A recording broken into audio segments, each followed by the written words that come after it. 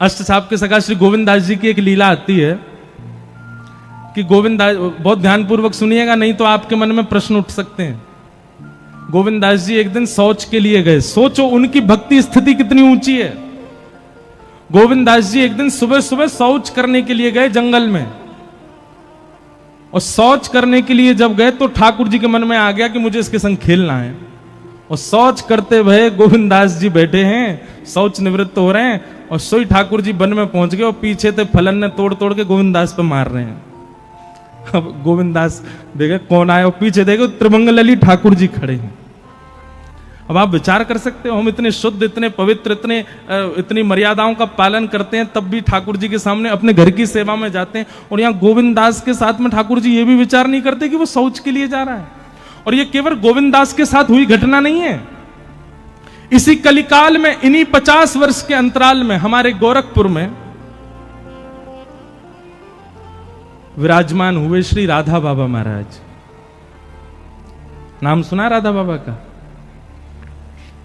राधा बाबा महाराज की ऐसी अद्भुतता, वे अपने संपूर्ण जीवन काल में कभी वृंदावन नहीं आए,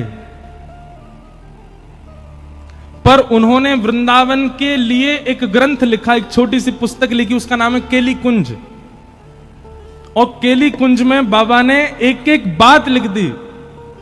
केसी घाट से बिहारी जी कितने दूर हैं, बिहारी जी से राधा वल्लभ जी की दूरी कितनी है, बीच में कैसे कैसे चौराहे आते हैं, कहां पर कैसे कहां पर भगवान की गौचारण लीला हुई है, कहां पर अक्रूर घाट है, अटल वन कहां पर है, ये सब केली कुंज में महाराज जी ने लिखा है।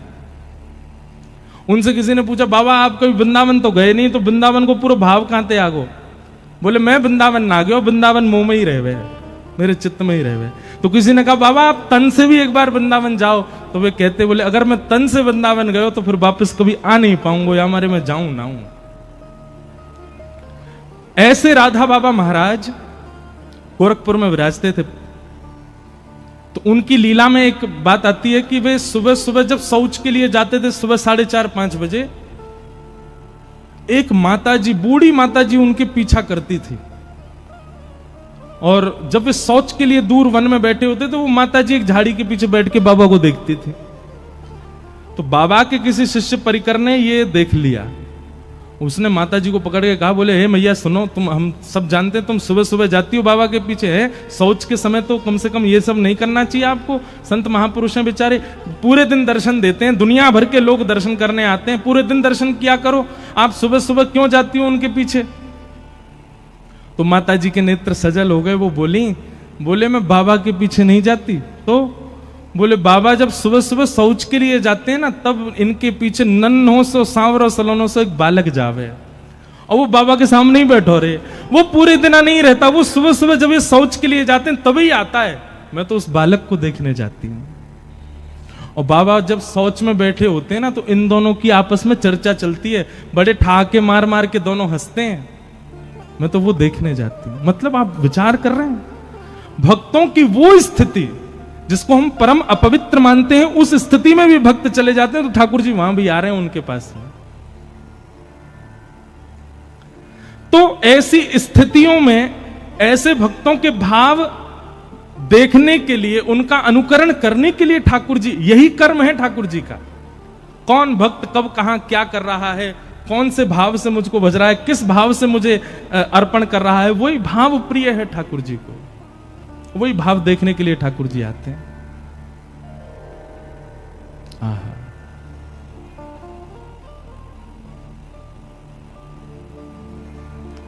किम कर्म के अवतारश्च, भगवान के अवतार कितने हैं? भागवत जी में इसका भी प्रमाण है कि भगवान के अवतार असंख्य हैं, पर कुछ पढ़ने सुनने जानने के लिए दशावतार और 24 अवतार अंश और कला अवतारों के रूप में ये बताए गए हैं। बाकी भगवान के अवतार अनेक हैं। अभी मैं और आप जलंधर में बैठ के कथा सुनने, ठाकुर जी का इस समय भी कहीं ना कहीं कोई ना कोई अवतार हुआ होगा, ठाकुर जी कहीं ना कहीं कोई लीला कर रहे होंगे। और धर्म कम शरणम गतः, अंतिम प्रश्न, भगवान के जाने के बाद धर्म किसकी शरण में गया? भैया देखो, जिसके लिए धर्म स्थापित किया भगवान ने, किसके लिए धर्म स्थापित किया? मेरे और आपके लिए किया। ठाकुर जी के जाने के बाद धर्म कहां गया? जिसके लिए धर्म स्थापित किया उसकी शरण में है, मेरी और आपकी शरण में। धर्म कम शरणम गतः, ये धर्म हमारी शरण में है। हम धर्म का पालन करते हैं तब धर्म हम पर कृपा करता है। तो धर्म ही हम सब धर्म के शरणार्थी हैं, हम सबको धर्म का पालन करना है। इन्हीं 6 प्रश्नों का अब विस्तार से उत्तर दिया जा रहा है, वही भागवत की कथा है। सूत जी महाराज यहां से कहना प्रारंभ करते हैं कि सवई पुंसाम परो धर्मो यतो भक्तिर अदोक्षजे अहैतुक्य प्रतिहता ययात्मा संप्रषेदति।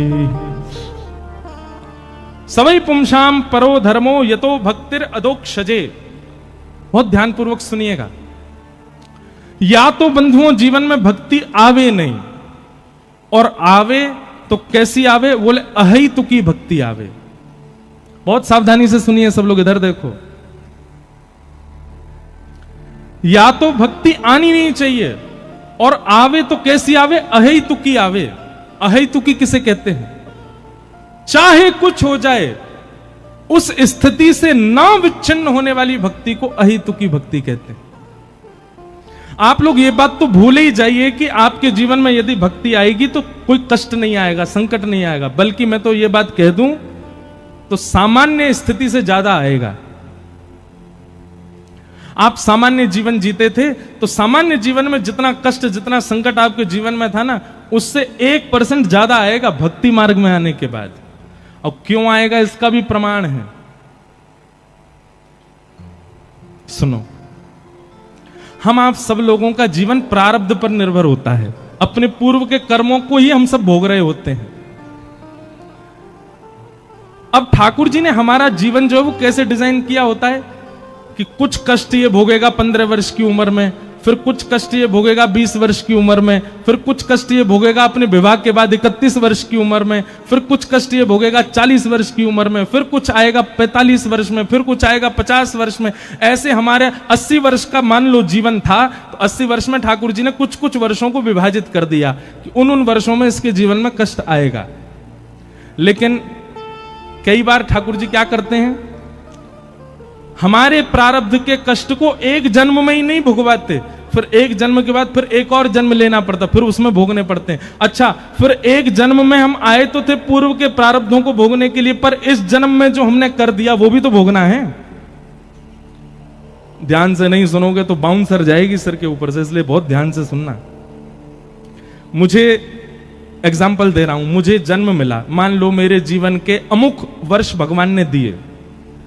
उन अमुक वर्षों में मुझे अपने पुराना लेखा जोखा, जो मैंने कितने जन्मों में मैंने जो कुछ भी किया, वो मुझे इस जन्म में भोगना है। अब इस जन्म में मैं उनको तो भोग रहा था, पर इस जन्म के क्रियाकलाप मेरे अलग ही चल रहे थे। ठाकुर जी बोले पुराना मुड़े ही मार ले, यहां में कैसे चले भैया। बोलो वृंदावन बिहारी लाल। सुनो, इसको यहीं धर जाओ, यहीं रख दो ऊपर ही। ये बंद होगा तो वो उठा लेंगे, तुम चालू रखना, ठीक है? ऐसे मत रखो यार, बहुत अजीब लगेगा। हाँ यूं रख दो बस, ये चल रहा है। बोलो वृंदावन। आवाज आ रही है? मैं बढ़ा दियो भैया। आज स्वास्थ्य ठीक हुआ तो माइक खराब हो गया। क्या बता रहा था, मैं तो भूल ही गया। अरे बताओ, कोई तो बताओ, कहां था मैं? हाँ, प्रारब्ध। मान लीजिए कि मुझे अमुक वर्ष का जीवन मिला, और उस अमुक वर्ष के जीवन में मुझे पूर्व का भोगना था, पर इस जन्म में मैंने अलग अपनी लिस्ट और बना ली। भगवान बोले पुराना तेरा खत्म नहीं हुआ, तेने नए और बना लिए। हम हिसाब बराबर करने के लिए आए हैं संसार में, पर हमारा इस जन्म का तो हिसाब अलग ही, बही खाता खुल गया हमारा। पुराना तो खत्म ही नहीं हुआ, नया और खोल लिया हमने। इसके साथ बुरा कर दिया, उसके साथ अनीति कर दी, इसके संग ये कर दिया, उसके इसका लेखा जोखा तो अलग बन गया। अब उसको भोगने के लिए फिर जन्म लेना पड़ेगा।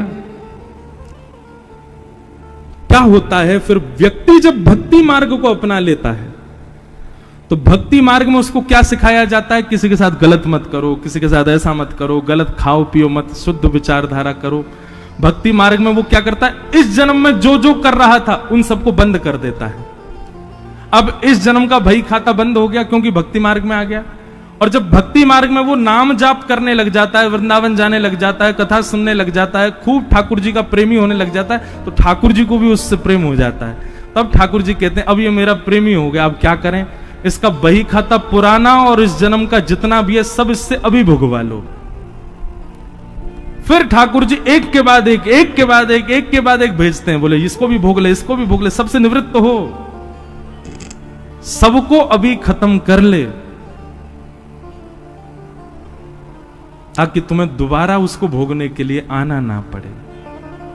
इसलिए कई बार भक्ति मार्ग में सामान्य मार्ग से ज्यादा कष्ट आ जाता है। उसको आप कष्ट रूप में मत लीजिए। और ये बात भी आप ध्यानपूर्वक सुनिएगा कि भक्ति मार्ग में आने के बाद भी यदि आपके प्रारब्ध भुग नहीं रहे हैं, कोई किसी प्रकार का मानसिक, किसी प्रकार का तन का, मन का, धन का कोई कष्ट जीवन में नहीं आ रहा, तो इसका मतलब यह है कि अभी बही खाता ठाकुर जी पूर्ण करवा नहीं रहे हैं। उसको करवाएं तो तुरंत कर लो, भोग लो, उसको खत्म करो। लेकिन जीवन में आने वाली किसी भी प्रकार की स्थिति से व्यक्ति जब भक्ति मार्ग का त्याग कर देता, ओ हो भगवान ने मेरे साथ ऐसा किया, भगवान कुछ नहीं होते, सब ये सब इन लोगों ने बना रखा है, ये सब ऐसे हैं, और नास्तिकता को अपना लेता है व्यक्ति, अपने जीवन से छोड़ देता है भक्ति मार्ग को। ऐसे व्यक्ति का पतन हो जाता है।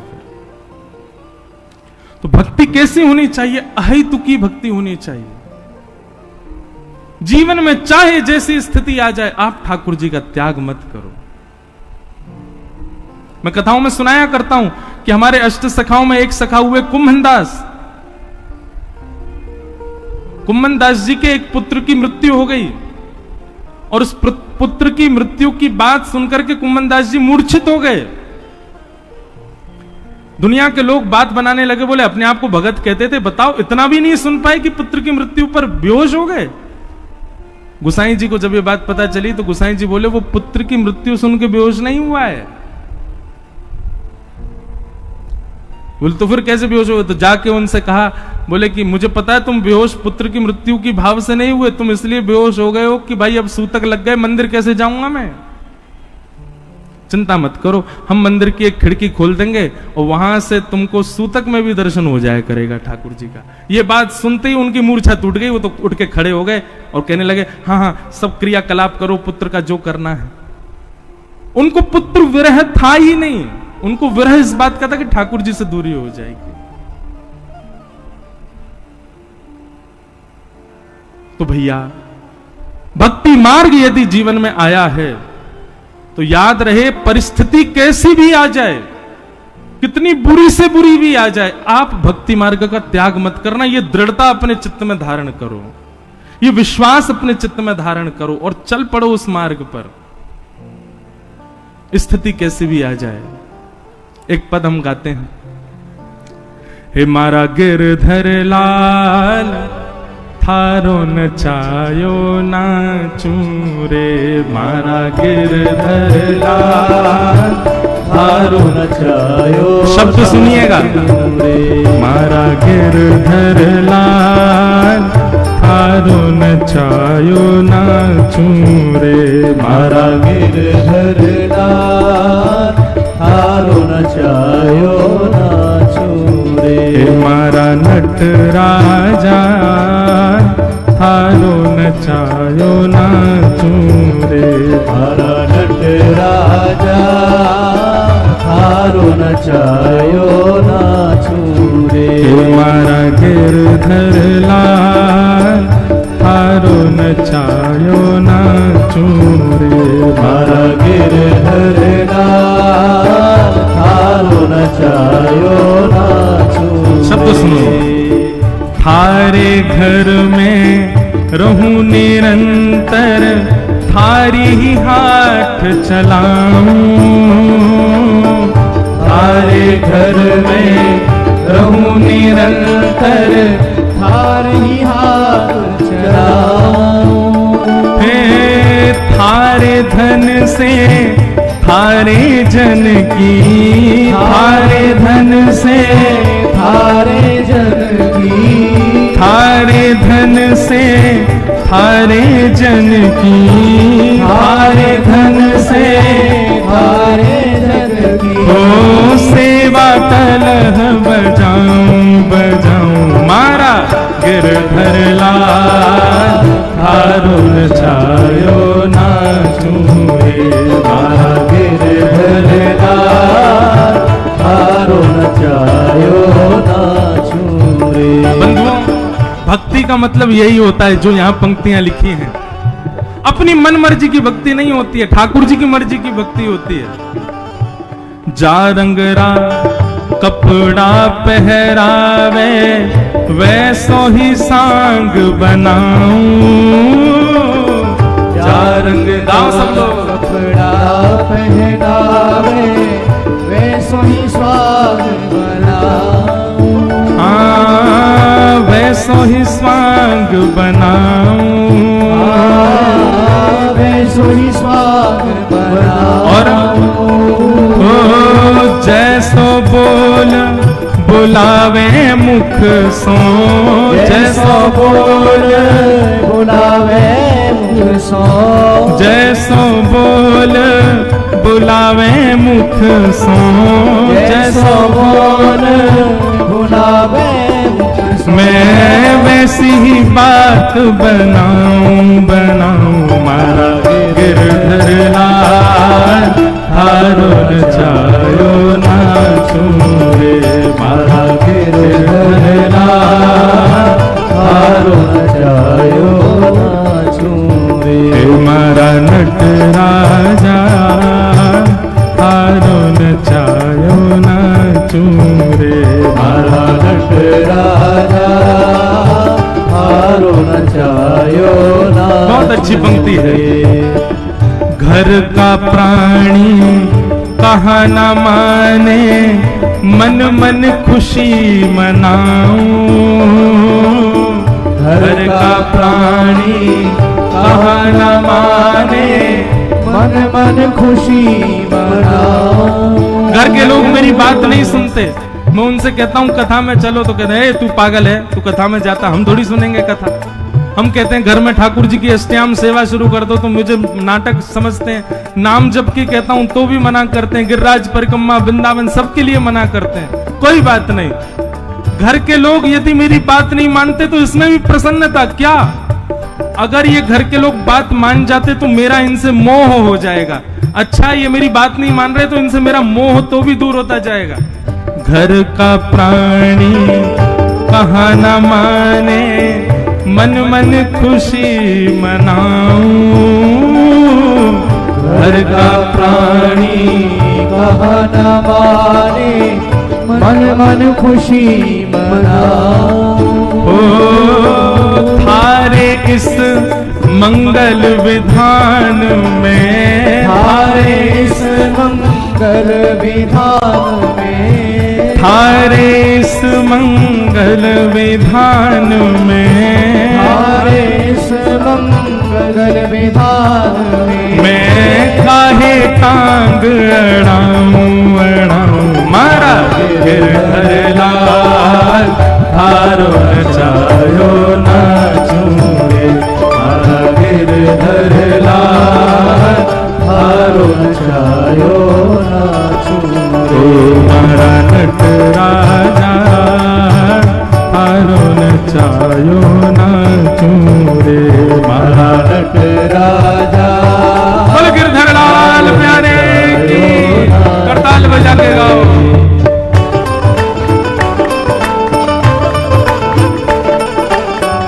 इसे कहते हैं मूल भक्ति का स्वरूप।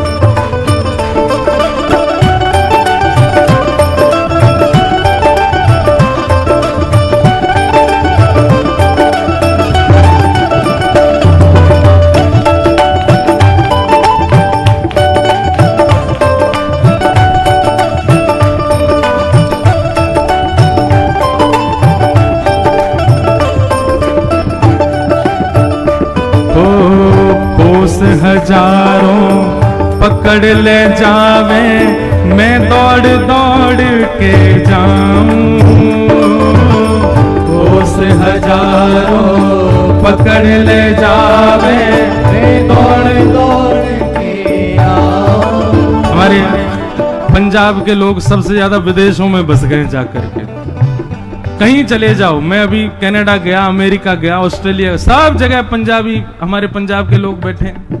और पंजाब में कितने गांव तो ऐसे हैं कि हर गांव से एक बच्चा विदेश में ही है। भैया आप लोग ध्यान से सुनो, अपनी मन से मत जाओ, ठाकुर जी के आगे पर्ची डालो और ठाकुर जी के आगे पर्ची उठा के देखो, अगर ठाकुर जी की इच्छा हो तो जाओ, ठाकुर जी लेकर के जा रहे हो तो भागो। जैसे हमें लेके जावे वैसे ठाकुर जी सबको लेके जावे। कोस हजारों पकड़ ले जावे, दौड़ दौड़ में जाऊं। कोस हजारों पकड़ ले जावे, दौड़ दौड़ के आऊं। हाँ मैं दौड़ दौड़ के आऊं, मैं दौड़ दौड़ के आऊं। ओ मैं दौड़ दौड़ के आऊं, मैं दौड़ दौड़ के आऊं। और हे जो तू आसन मार बैठावे, जो तू आसन मार बिठावे, जो तू आसन मार बैठावे, जो तू आसन मार बिठावे, तुम्हें मुख भी नाही हिलाऊं, हिलाऊं मारा गिरधर लाल, थारो नचायो नाचूं रे, मारा गिरधर लाल, थारो नचायो नाचूं रे। हे मारा नट राजा, थारो नचायो नाचूं रे, मारा नट राजा, थारो नचायो नाचूं रे। ओ जो तू तन में रोग लगावे, जो तू तन में रोग लगावे, ओढ़ चादर सो जाऊं। जो तू तन में रोग लगावे, और चादर सो जाऊं। हाँ जो तू तन में रोग लगावे, ओढ़ चादर सो जाऊं। जो तू तन में रोग लगावे, और चादर सो जाऊं। हाँ मैं ओढ़ चादर सो जाऊं, मैं और चादर सो जाऊं। हे जो तू काल रूप बने आवे, जो तू काल रूप बने आवे, हाँ जो तू काल रूप बने आवे, जो तू काल रूप बने आवे, मैं लपक गोद में आऊं,